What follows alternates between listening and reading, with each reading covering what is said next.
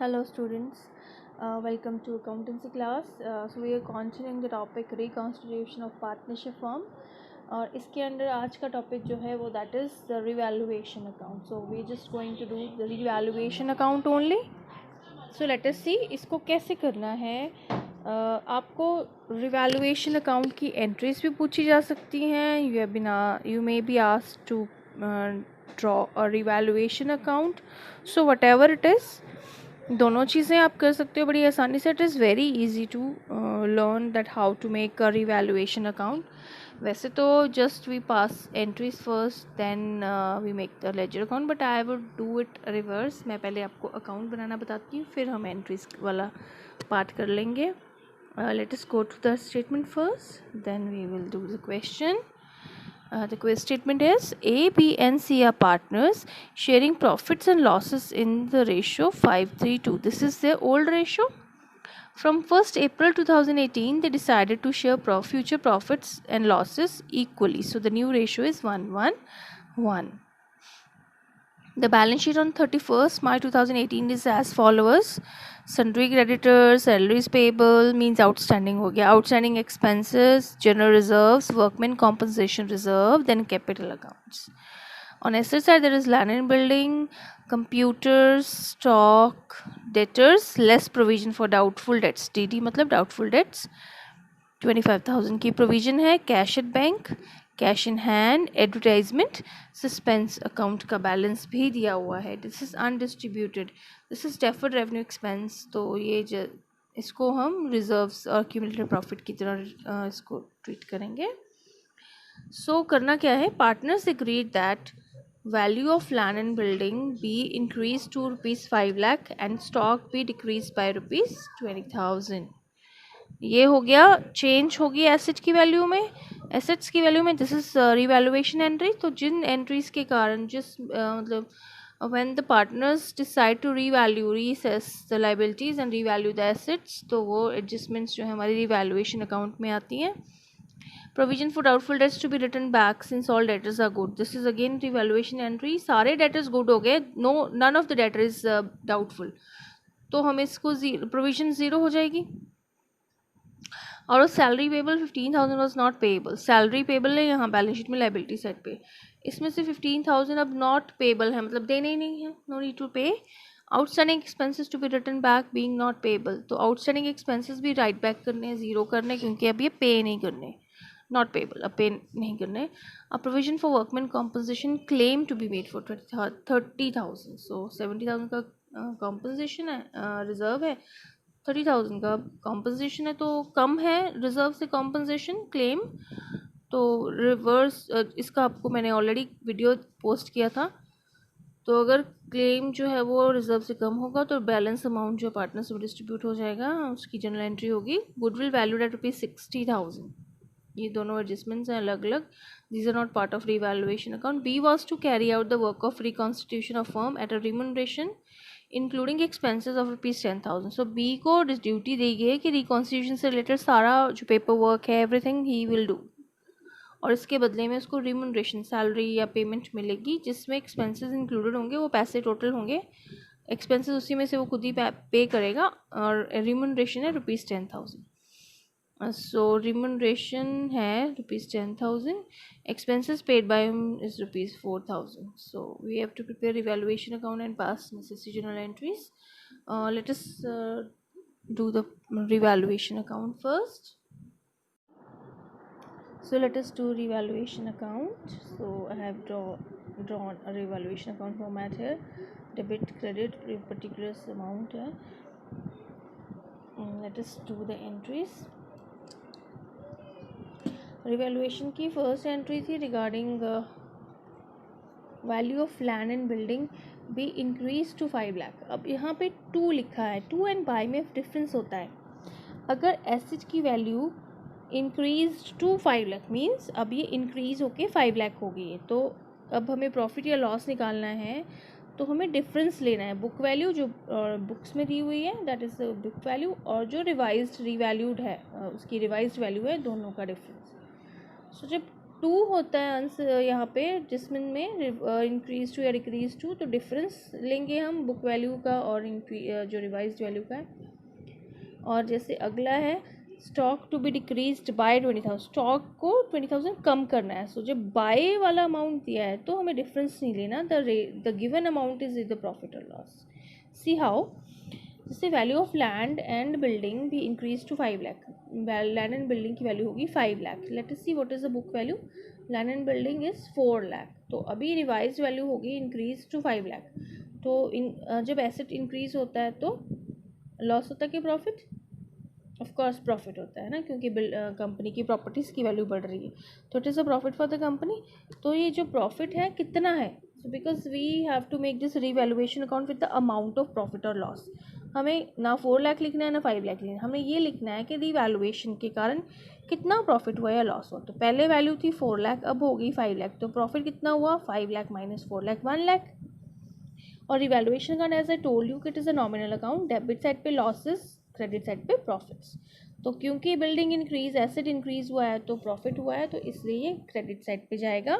और हम लिखेंगे बाय, कौन से एसेट में चेंज आया उसका नाम लिखेंगे बाय। जैसे यहाँ लैंड एंड बिल्डिंग है, so we write by land and building, and how much it is 1 lakh.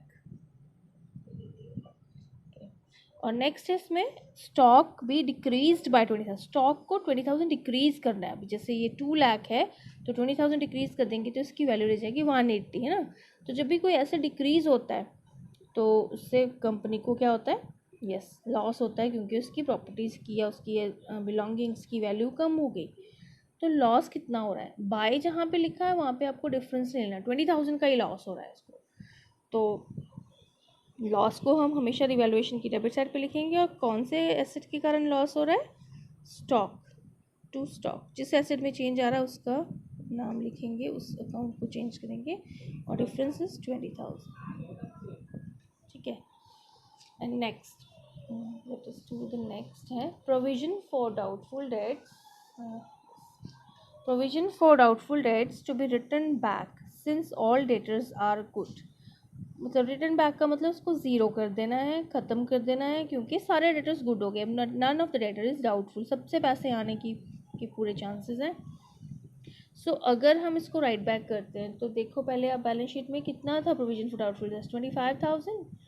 अब ये अगर ज़ीरो हो जाएगी तो डेटर हो जाएंगे 3 लाख, प्रोविजन डाल के हो रहे थे 275, अभी हो जाएंगे, जब ये ज़ीरो हो जाएगी तो डेटर बढ़ जाएंगे, तो जब डेटर बढ़ेंगे तो प्रॉफिट होगा। तो इसलिए जब प्रोविजन को राइट बैक करेंगे तो ये भी प्रॉफिट होगा, ये क्रेडिट साइड ऑफ रिवैल्यूएशन में आएगा। By provision for doubtful dates, so total amount जो इसका 25,000 है वो राइट बैक कर लेंगे, उतने अमाउंट का हमें प्रॉफिट हो जाएगा, क्योंकि अब ये 25,000 डेटर में से लेस नहीं होंगे, डेटर्स की वैल्यू बढ़ जाएगी बुक्स में।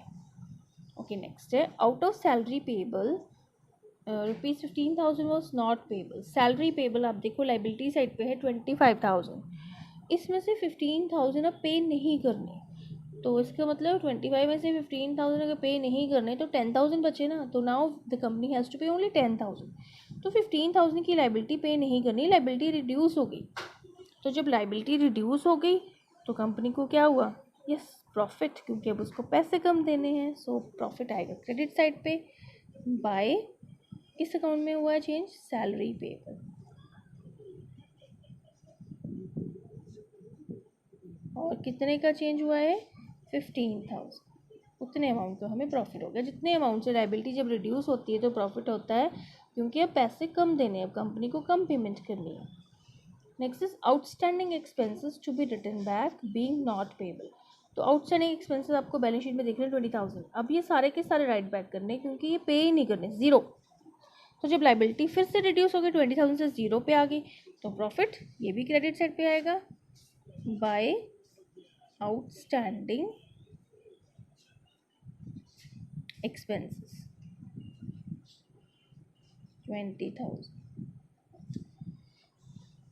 Next is a provision for workman compensation claim to be made 30,000। ये वर्कमैन कॉम्पनसेशन रिजर्व से कम है, तो रिवैल्यूएशन में इसकी एंट्री नहीं आएगी, ज़्यादा होती है तब आती है रिवैल्यूएशन में डिफरेंस की एंट्री।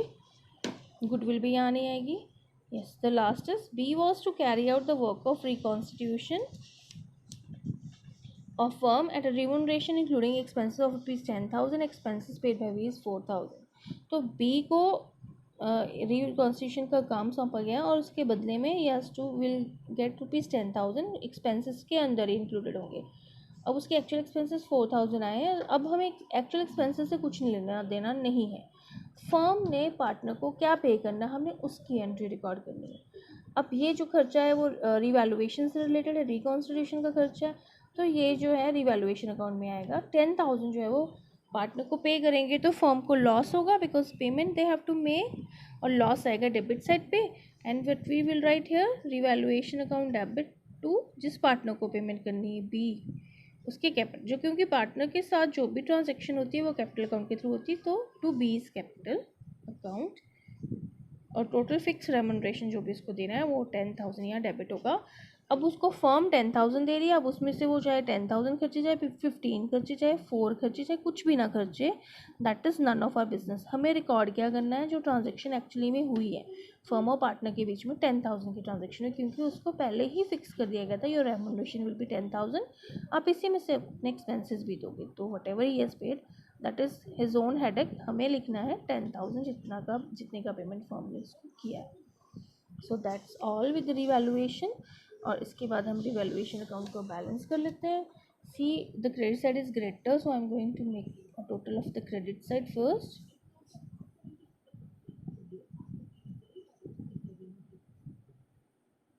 इट इज 1,60,000, और if the credit side is greater, debit side is smaller, so it is profit, so it will come on debit side to profit on revaluation transferred to all partners in their old ratio। जो भी profit या loss होगा revaluation का वो old ratio में distribute होगा, A is capital, B is capital और C is capital में, and the old ratio is 532।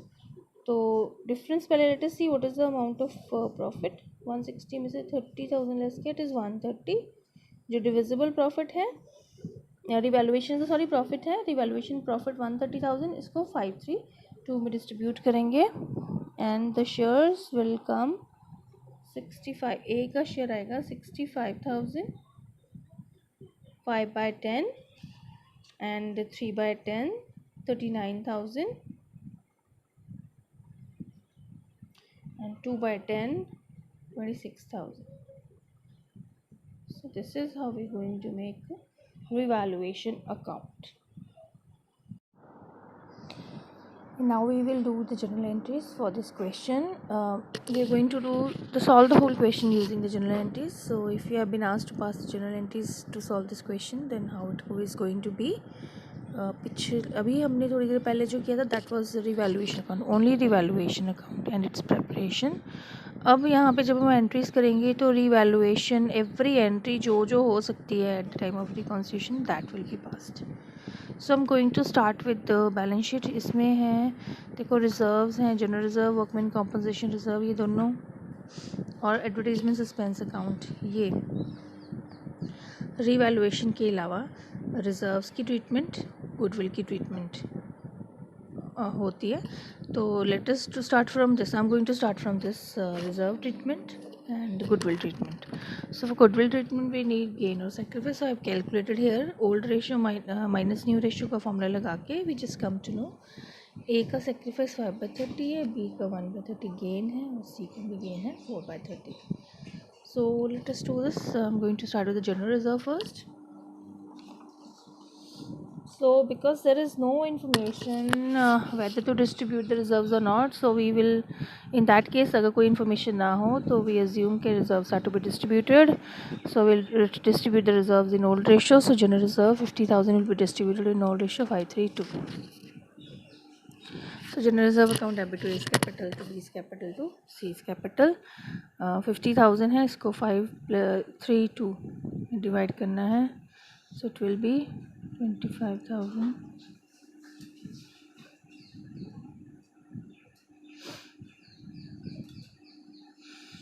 Okay, similarly workman compensation reserve का भी ट्रीटमेंट होगा, डेट सेम है.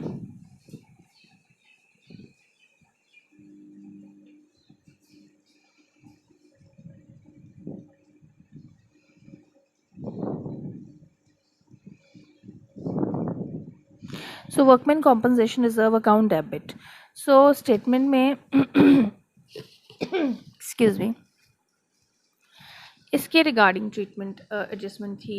हमने जब पढ़ा था तो जस्ट कम टू नो कि claim for workman compensation is there. So let us see what is that.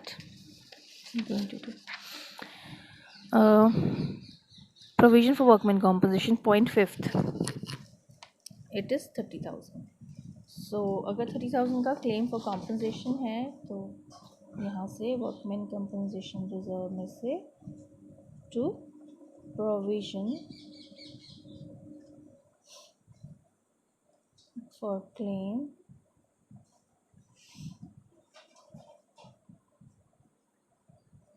For compensation.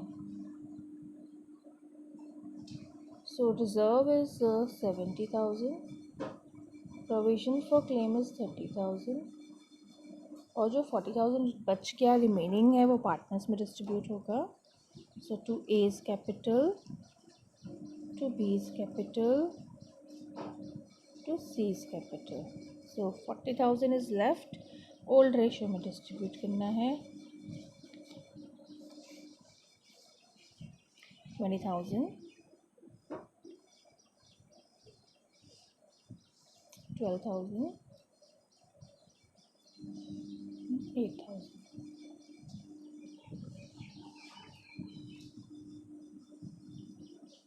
So when workman compensation reserve distributed, so that has been done. Now on assessed side you find advertisement expense. This is a deferred revenue expense. इसको भी write off करना पड़ेगा at the time of reconstitution. So we just write it off by debiting partners capital account. So A's capital account debit. Why do we debit? Because it is a loss. It is a debit balance. तो ये partners के account में जाएगा. A's capital account debit, B's capital account debit, C's capital account debit to advertisement suspense account. Amount is 40,000. Advertisement suspense में 40,000 आएगा, और ये हमने 40,000 को पहले भी डिस्ट्रीब्यूट किया था. हम going to at the same, no need to do it again. 20,000, 12,000 and 8,000. So being advertisement suspense distributed. So this has been done. Now एक और रिवैल्यूएशन के अलावा जो एक और एंट्री है, that is treatment of goodwill. So for that we need gaining partner to sacrificing की entry होनी है. So we have already done this working note. A is sacrificing और B and C are gaining. So B और C दोनों debit होंगे और A credit होगा. So for goodwill treatment and the amount of goodwill is 60,000. So let us multiply it here to find out the amount.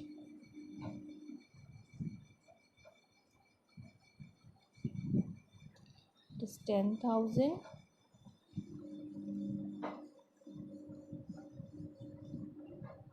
2,000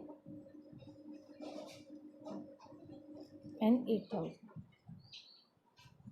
So let us pass in entry A's capital account B's capital account debit, C's capital account debit to A, 2,000, 8,000 and 10,000. So let us do this. B's capital gaining partner debit होंगे. B's capital account debit, C's capital account debit to A's capital, and we'll just see the amount here. It is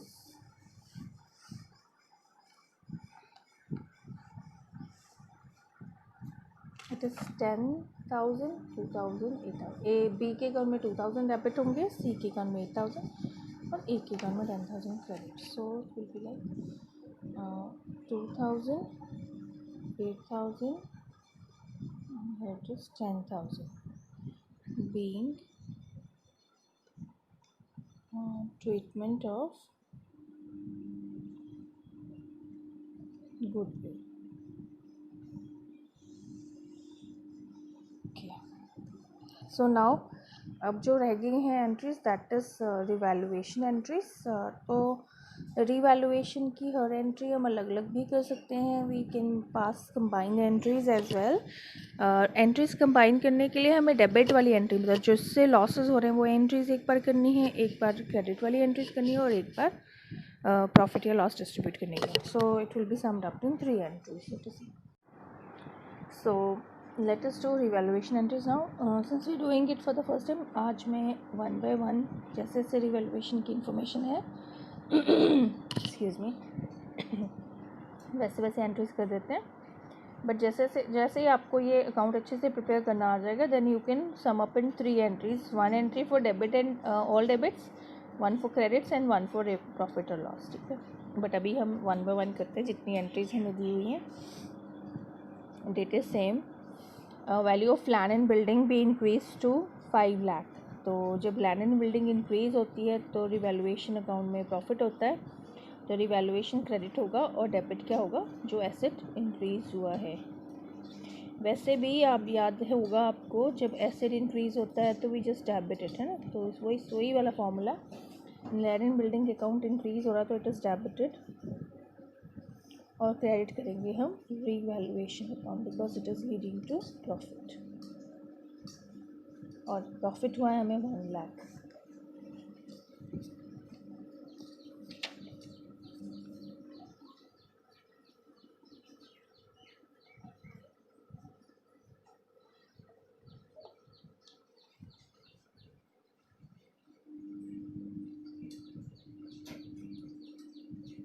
being revalued the asset.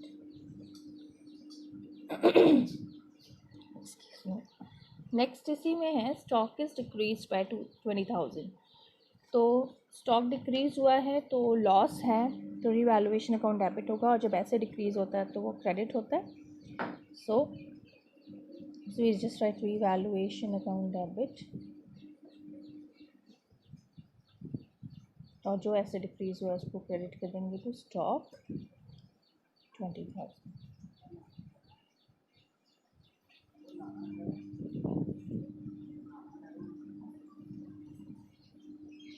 being revaluation of asset. फिर the next है, अब हम इधर आ जाते हैं.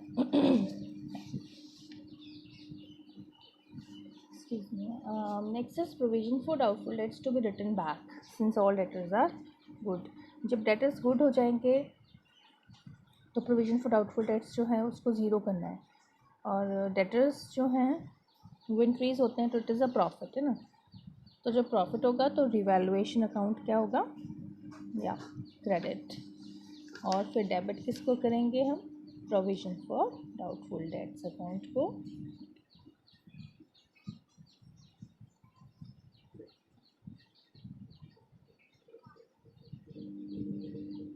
So provision for doubtful debt account debit to the evaluation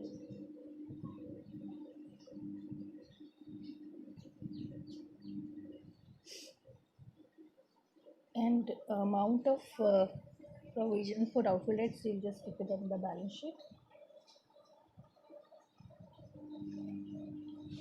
So provision for doubtful debts is 25,000.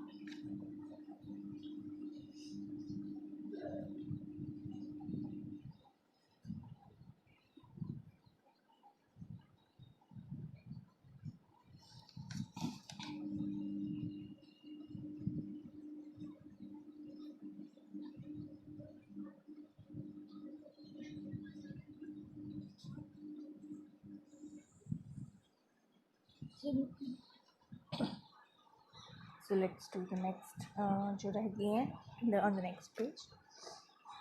So the next entry is out of salary payable 15,000 rupees was not payable. So this is a liability salary payable. तो ये 15,000 इसमें से कम हो गया तो liability reduce हो जाए तो it is a profit, revaluation credit होगा और salary payable account debit होगा 15,000 से. वैसे भी अगर liability decrease होती है तो debit होती है, increase होती है तो credit. So when the liability decreases, salary payable will be debited. So the entry is salary payable account debit 15,000 to revaluation account 15,000. So next is outstanding expenses to be return back being not payable. सारे के सारे expenses zero हो जाएंगे. Zero means हमें reduce to zero करना है. तो outstanding expenses देखिए आप 20,000 है. तो अगेन ये लाइबिलिटी है, रिड्यूस होगी तो डेबिट होगी. So outstanding expenses account debit 20,000 to revaluation 20,000. So this is हम दोनों को वैसे कंबाइन भी कर सकते हैं. ये सेम एंट्रीज़ हैं, सेम टाइप की एंट्रीज़ हैं. So being reassessment of liabilities. Okay, the next is workman compensation reserve. We have already done. Goodwill भी हम कर चुके हैं. Yes, the last one is left. B was to carry out the work of reconstitution of firm at remuneration of rupees 10,000, expenses 4,000. और ये remuneration it is including expenses. तो जब remuneration fix कर दिया, फर्म ने इसको बोल दिया 10,000 आपको मिलेंगे इंक्लूडिंग एक्सपेंसेस, आपने इसमें से खर्चा करना है, यही इसमें से आपकी रिम्यूनरेशन भी होगी. तो जो भी उसने एक्सपेंस पे किए हमें नहीं इसकी रिकॉर्ड करना, because that is the entry for the partner. वो अपने आप करे जो करना है. फर्म के लिए एंट्री किया because way passing entries for the firm, partnership firm.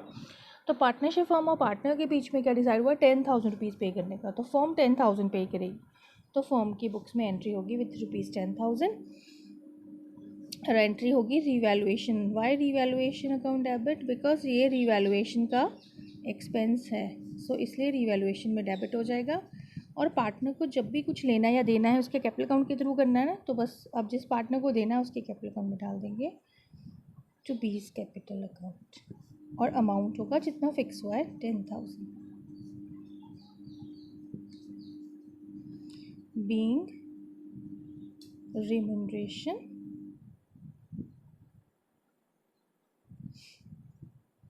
paid to partner.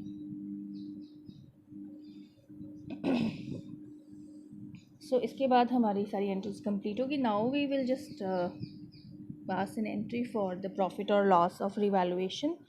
वैसे तो हम यहाँ पे रिवैल्यूएशन अकाउंट प्रिपेयर कर चुके हैं, बट अगर आपने रिवैल्यूएशन अकाउंट प्रिपेयर नहीं किया है, जस्ट पासिंग द एंट्रीज, तब हम क्या करेंगे. So let us see. I am just going to spread it out now.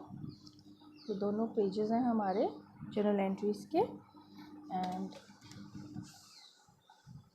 So this visible now. Okay, और अब हम देखते हैं अगर हमें प्रॉफिट या लॉस नहीं, मतलब we have not prepare the revaluation account and how we are going to calculate. So simple, कुछ भी नहीं करना आपने. जस्ट टी शेप अकाउंट बना लेना है. ये डेबिट है, ये क्रेडिट है. बस जो जो रिवैल्यूएशन में डेबिट हुआ है डेबिट साइड पे लिखो, जो क्रेडिट हुआ है वो क्रेडिट साइड पे. यहाँ पे देखो, जैसे ये यहाँ पे शुरू हुआ था हमारा रिवैल्यूएशन का entries. Land and building revaluation में क्रेडिट हुआ है तो just write 1 lakh on credit side. फिर revaluation to stock 20,000 on debit side. फिर provision for doubtful debts to revaluation 25,000 credit side. ये भी क्रेडिट साइड 15,000. यहाँ पे भी रिवैल्यूएशन क्रेडिट हुआ 20,000 और यहाँ डेबिट हुआ 10,000. बस आपने इसको प्लस कर लेना है. 1,60,000 है और डिफरेंस आ जाएगा आपका 1,30,000.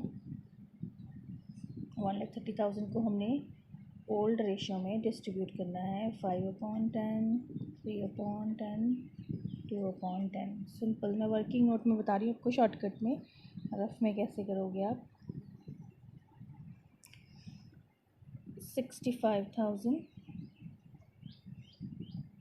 और अगर यहाँ पे भी सबको ज़ीरो से कट करोगे तो 13,000 बचते हैं. 39,000 और 26,000.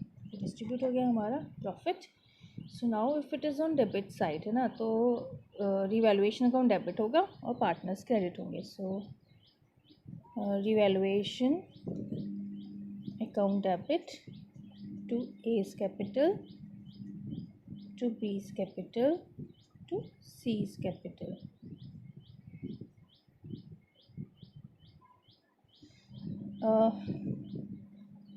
टोटल इज हम ऑलरेडी कैलकुलेट कर चुके हैं. प्रॉफिट इज़ 1,30,000 और ए का शेयर है 65,000.